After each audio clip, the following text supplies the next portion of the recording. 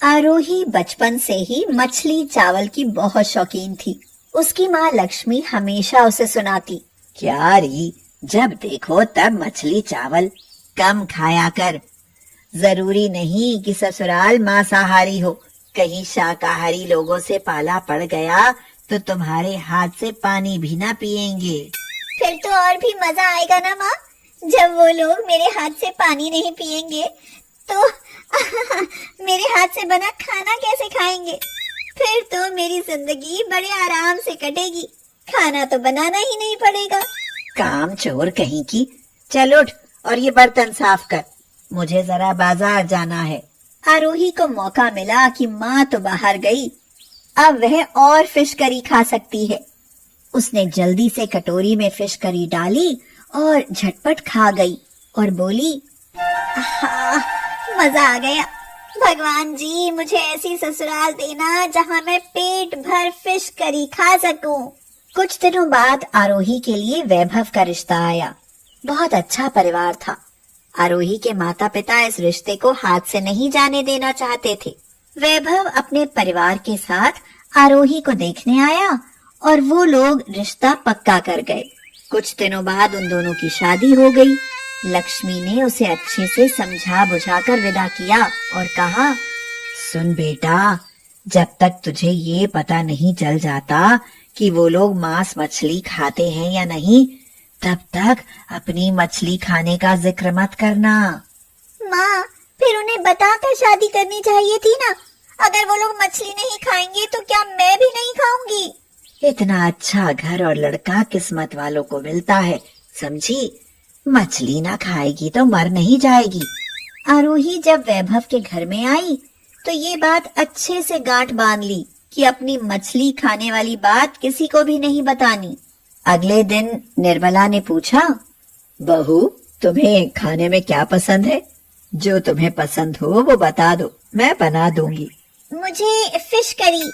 क्या, fish curry? अरे नहीं मम्मी जी, मुझे फिश करी बिल्कुल पसंद नहीं है। उसके अलावा आप कुछ भी बना लीजिए। अरे वाह, मेरी बहू तो बिल्कुल मेरी तरह शाकाहारी है। चलो ठीक है, मैं कुछ बना देती हूँ। आरोही ने अपने सिर से मारते हुए कहा, आय हाय, ये मैं क्या कहने जा रही थी। अच्छा हुआ नहीं बताया। मम्मी जी सच में वेजिटेरियन है। अगर उन्हें पता चल जाता तो मेरा चूल्हा चौका पहले दिन ही अलग कर देती। हे भगवान, मेरी जीभ पर काबू रखना। 10 दिन गुजर गए। अब तो आरोही को फिश करी की बड़ी जोर से तलब लगी थी, लेकिन खाए कैसे? वैभव, क्या तुम नॉनवेज नहीं खाते? अरे धीरे बोलो आरोही, माँ ने सुन लिया तो बवाल हो जाएगा। मुझे पसंद है, लेकिन मैं बाहर खाकर आ जाता हूँ। लेकिन तुम क्यों पूछ रही हो?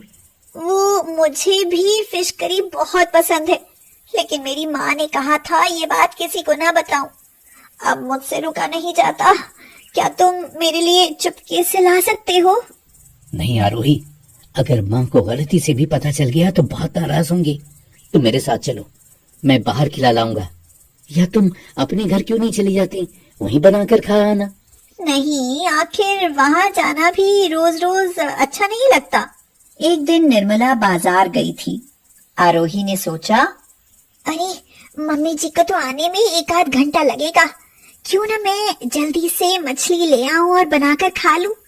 आ भी जाएंगी तो छिपा दूंगी, क्या पता चलेगा। वैसे भी यहाँ सामने ही तो मिलती है। आरोही झट से गई और मछली खरीद लाई और फटाफट बनाकर खाने लगी।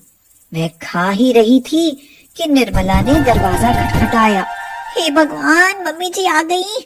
ओहो, अब ये कांटे कहाँ छिपाऊं? सोफे के नीचे रख देती हूँ, उन्हें कुछ पता नहीं चलेगा। आरोही ने दरवाजा खोला तो सारे सबूत गायब थे। बहू, ये घर में बदबू कैसी आ रही है? मम्मी जी, घर में ना एक गंदा सा कुत्ता घुसाया था। बड़ी मुश्किल से निकाल कर दरवाजा बंद किया था, बस उसी की बदबू आ रही है। अच्छा, लग तो कुछ अजीब रहा है। लगता है यहाँ धुलाई करनी पड़ेगी। अच्छा, कहाँ तक आया था कुत्ता? मम्मी जी, यहाँ सोफे के पास तक। निर्मला ने वहां बाल्टी भरकर पानी डाला तो मछली के कांटे निकलकर बाहर आ गए। ये क्या, हड्डियां और मेरे घर में? राम राम राम, सारा घर अपवित्र कर दिया। बहू, ये हड्डियां कहाँ से आई? अरे हाँ, ये जरूर कुत्ता लेकर आया होगा मम्मी जी। आप हटिए, मैं साफ कर देती हूँ। आगे से ध्यान रखना बहू, दरवाजा खुला ना रह जाए। आज तो आरोही बच गई, ये सोचकर वह बहुत खुश हुई। अब तो निर्मला जब भी बाहर जाती, आरोही अपने लिए फिश करी बना लेती। जिस दिन मैं 1-2 घंटे के लिए घर से जाती हूँ, उसी दिन घर में बदबू क्यों आती है? पता करना ही पड़ेगा, आखिर ऐसा कौन सा कुत्ता है जिससे सारे घर में बदबू फैल जाती है। एक दिन वह आरोही से बाजार जाने के लिए कहकर बाहर ही डंडा लेकर छिपकर बैठ गई। जब उसने देखा कि आरोही बाहर आई और मछली खरीद कर ले गई, अब निर्मला को सारा माजरा समझ में आ गया। वह बहुत देर बाहर रुकी और जब तक अंदर गई सब खत्म हो चुका था। निर्मला ने कुछ नहीं कहा। अगले दिन, मम्मी जी, कल मेरा जन्मदिन है और कल मैं अपनी सहेलियों को खाने पर बुलाना चाहती हूँ। अगर आपकी इजाजत हो तो मैं बुला लूं? ठीक है, मगर एक शर्त पर। कैसी शर्त मम्मी जी? खाना मैं बनाऊंगी, दावत मेरी तरफ से होगी। लेकिन आप ऐसा क्या बनाएंगी मम्मी जी? Fish curry. आरोही खुशी से चहक उठी, लेकिन अपनी खुशी छिपाती हुई बोली, ये क्या कह रही है मम्मी जी? आप फिश करी? हाँ, फिश करी, आगे कोई सवाल नहीं। निर्मला ने एक बार अपनी सहेली को देखा था कि किस तरह उसने बनाना वेज फिश करी बनाकर अपनी बहू को खिलाया। उसके बाद उसकी बहू नॉनवेज खाना ही भूल गई। निर्मला ने आज आरोही को रसोई में आने से सख्त मना कर दिया था। वह मंडी से कच्चे केले लेकर आई, उन्हें मछली के आकार में काटा और तलकर मसाले वाली ग्रेवी में डाल दिया। बनाना वेज फिश करी बिल्कुल तैयार थी। निर्मला ने चखकर देखा तो वह खुश हुई, क्योंकि उसने कभी मछली तो नहीं खाई थी, लेकिन ये वेज फिश उस फिश से काफी स्वादिष्ट बनी होगी। बहू, मैंने फिश करी और चावल बना दिए हैं, तुम अपने मेहमानों को सर्व करो और आज मैं भी सबके साथ बैठकर फिश करी खाऊंगी। वैभव ने तो ऐसा सपने में भी नहीं सोचा था कि उसकी माँ फिश करी घर में अपने हाथों से बनाएंगी और खाएंगी भी। आरोही ने सबको खाना परोसा।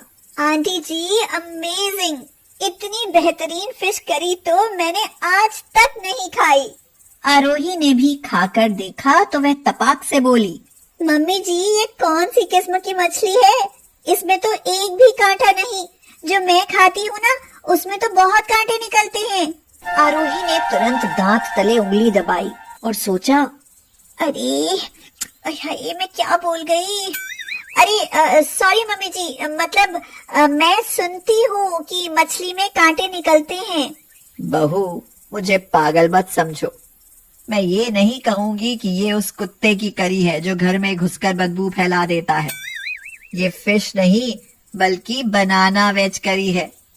मैं जानती हूँ कि तुम मछली खाती हो, लेकिन तुमने मुझसे छिपाया। मैंने तुम्हें मछली खरीदते देख लिया था। दुख तो जब हुआ जब तुमने कहा कि घर में कुत्ता घुस आया है। अगर तू मुझसे सच बोलती तो मैं क्या तुम्हें मना करती? मम्मी जी, मुझे माफ कर दो। मुझे फिश करी बहुत पसंद है, लेकिन डर के मारे मैं सच नहीं बोल पाई, क्योंकि आप वेजिटेरियन हो। लेकिन आपकी वेज बनाना फिश करी ने मुझसे सच उगलवा लिया, और इसके सामने तो मैं नॉनवेज फिश करी का स्वाद भी भूल गई। अब मैं केवल वेज बनाना फिश करी ही खाऊंगी। हाँ, तो अब घर में कभी गंदा कुत्ता तो नहीं आएगा? ये सुनकर आरोही हंस पड़ी। अरे, बहू की कार आ गई, जल्दी करो। कहाँ चले गए सब? बहू को गाड़ी से उतारो। लड़कियों, कहाँ मर गई? आरती का थाल ले आओ जल्दी। अरे, धान का कलश कहाँ रख दिया? मेरे बिना किसी से एक काम भी ठीक से नहीं होता इस घर में। हाँ। अनुश्री हड़बड़ाहट में बोलती जा रही थी, लेकिन अपनी नई नवेली बहू नव्या के गाड़ी से उतरते ही वह चुप हो गई और उसकी आरती उतारने लगी। बहू, अब ये कलश गिरा दो और अंदर आ जाओ। नव्या ने कलश गिराया और अंदर आ गई। नव्या इतना बड़ा घर देखकर हैरान हो गई। इतना बड़ा घर तो उसने केवल टीवी पर फिल्मों में देखा था। ऐसे क्या देख रही हो बहू? क्या हमारा घर पसंद नहीं आया?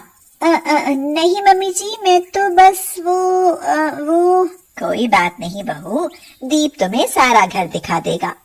माँ, अब इसे इसी घर में तो रहना है, आराम से देख लेगी। अभी तक सब ठीक था, लेकिन घर में एक शख्स ऐसा था जो हमेशा इस घर की खुशियों को ग्रहण लगाना चाहता था। वो थी दीप की चाची माया। देखो जीजी, ऐसी ही होती है गरीब घर की लड़कियां। अपने घर तो 4 बारातियों को खाना भी नसीब नहीं हुआ, और यहाँ आंखें फाड़ फाड़ कर ऐसे देख रही है जैसे किसी तबेले में आ गई हो। तुम भी क्या माया, बेकार की बातें करती हो। अरे वो गरीब होगी मायके में, लेकिन यहाँ नहीं है। आए हाय मेरी भोली भाली जिज्जी, कहीं ऐसा ना हो कि किसी दिन बोरिया बिस्तर बांध कर खिसक ले और आप हाथ मलती रह जाएं। ये गरीब लोग बहुत ही चालाक किस्म के होते हैं। ये जितने जमीन के बाहर होते हैं ना, उतने ही जमीन के अंदर होते हैं। हाँ, मेरा तो समझाने का फर्ज था, बाकी हमारा क्या है, हम आज नहीं तो कल चले ही जाएंगे। किसे पता था कि माया की बात अनुश्री के दिमाग पर इतना गहरा असर छोड़ जाएगी। माँ जी, अब रसोई के सारे काम मैं करूँगी, बस आप अब आराम करेंगी। अब मेरे रहते आपको रसोई में आने की कोई जरूरत नहीं है। अनुश्री को ये बात खटक गई। वह सोचने लगी, बहू तो बहुत चालाक है, सबसे पहले रसोई पर ही कब्जा करना चाहती है। ऐसे तो ये एक दिन पूरे घर पर कब्जा कर लेगी। नहीं, मैं ऐसा नहीं होने दूंगी। अरे नहीं बहू, तुम्हारे आते ही क्या मैं सारी जिम्मेदारी तुम्हारे ऊपर डाल दूं? फिर भी नव्या ने धीरे धीरे रसोई और घर का सारा काम संभाल लिया था। नव्या की घर में पास पड़ोस में सभी तारीफ करने लगे, जो अनुश्री को अखरने लगा। कुछ दिनों बाद माया का फिर आना हुआ। बहू के क्या हाल है जीजी? सेवा पानी तो करती ही होगी आपकी। बहू तो बहुत चालाक है छोटी। अरे गरीब घर की इसीलिए लाई थी कि जैसा कहूंगी वैसा करेगी। करती भी है, लेकिन है मीठी छुरी। अपनी मीठी बोली से सबको अपने वश में किया हुआ है। हाँ, दीप के पापा तो इसके खिलाफ एक शब्द नहीं सुनते। कुछ करो जिज्जी, कहीं ऐसा ना हो कि एक दिन इस घर पर बहू का ही राज हो और आप एक कोने में पड़ी रहो। हाँ, कुछ तो करना ही पड़ेगा इसका। क्यों ना इसे चोरी का इल्जाम लगाकर घर से निकाल दूं, तभी पीछा छूटेगा।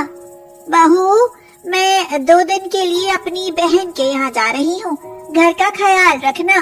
जब 2 दिन बाद अनुश्री वापस लौटी तो उसने कहा, बहू जल्दी आओ, मेरा यहाँ कहीं हार नहीं मिल रहा। कहीं रखकर भूल गई होंगी माँ जी। हाय मेरा पुश्तैनी हार, कहीं मेरे बाद अपने मायके तो नहीं भेज दिया। वैसे भी तुम जैसी गरीब लड़कियां क्या जाने उस हार की कीमत। नव्या बहुत दुखी हुई। उसने अनुश्री को बहुत भरोसा दिलाया कि उसने हार नहीं देखा। कुछ दिन बाद अनुश्री ने कहा, अरे बहू, ये क्या तुम साड़ी में लिपटी रहती हो? कुछ मॉडर्न कपड़े पहना करो। और ये इतनी लंबी चोटी, सब मुझे ही कहते हैं कि क्या अनुश्री बिल्कुल गंवार बहू ले आई। तो मैं क्या करूं मम्मी जी? जैसा आप कहोगी मैं वैसा ही करूंगी। ये बालों की कटिंग करा लो, कुछ स्टाइलिश कपड़े पहनो।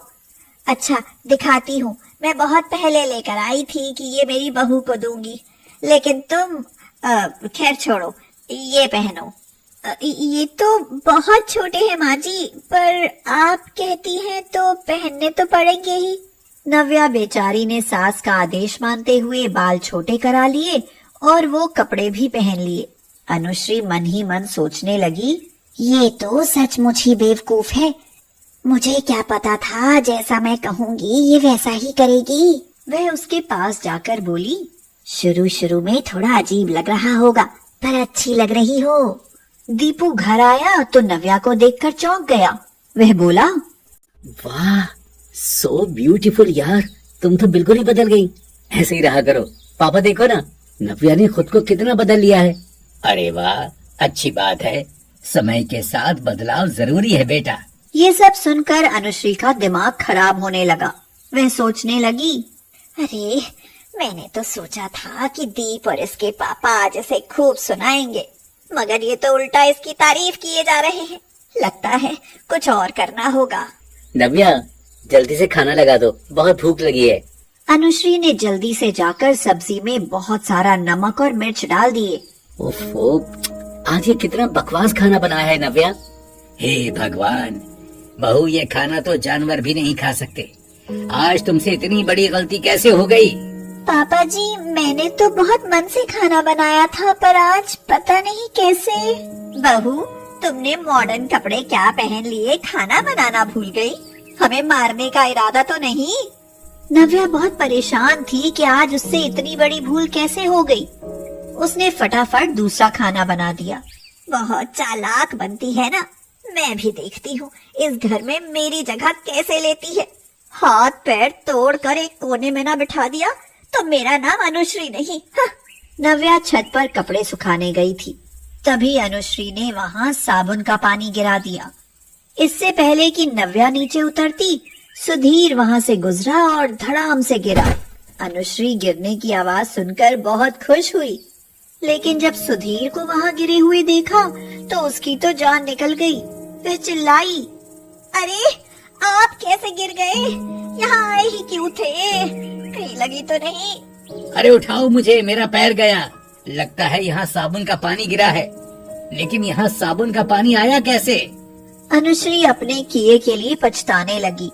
उसने नव्या को आवाज दी, बहू जल्दी नीचे आओ, तुम्हारे पापा को चोट लग गई, इन्हें हॉस्पिटल ले जाना है।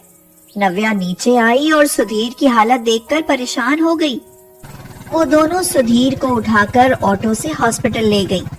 पता चला कि सुधीर के पैर की हड्डी टूट गई है। ये क्या हो गया आपके साथ? ये सब मेरी गलती से ही हुआ है, लेकिन सजा आपको क्यों मिली? सजा तो मुझे मिलनी चाहिए थी। अरे ये क्या कह रही हो अनुश्री? तुम्हारी कैसी गलती, कैसी सजा? अरे चोट लगनी थी सो लग गई। अपने आप को मत कोसो माँ जी, पापा जी ठीक हो जाएंगे, हम सब हैं ना उनकी देखभाल के लिए। अनुश्री रोने लगी और बोली, बहू तुम्हारा मन कितना अच्छा है, तुम्हें रास्ते से हटाने के लिए मैंने ही वहाँ साबुन का पानी गिराया था, लेकिन गिर गए तुम्हारे पापा। काश इनकी जगह मैं ही गिर गई होती। क्यों माँ जी, आप मेरे साथ ऐसा क्यों करना चाहती थी? मुझे लगा था कि तुम अपनी मीठी बोली से सबके दिलों पर कब्जा किए जा रही हो, मुझे तो कोई पूछता ही नहीं। इसीलिए जो भी तुम्हारे साथ गलत हुआ था वो मैंने ही किया था। मुझे माफ कर दो नव्या, माफ कर दो। मुझे शर्म आती है तुम पर अनुश्री। हमारी बहू कितनी संस्कारी और भोली है, और तुम्हें लगा वो तुम्हारी जगह छीन लेगी। कितनी खुदगर्ज हो तुम, जो तुमने अपनी भोली भाली बहू के साथ ये सब किया। जान बची सो लाखों पाए, लौट के बुद्धू घर को आए।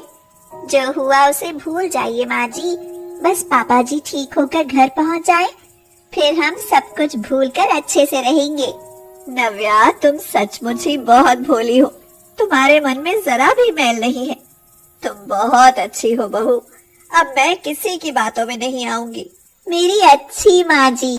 और फिर वो दोनों सास बहू प्यार से रहने लगी।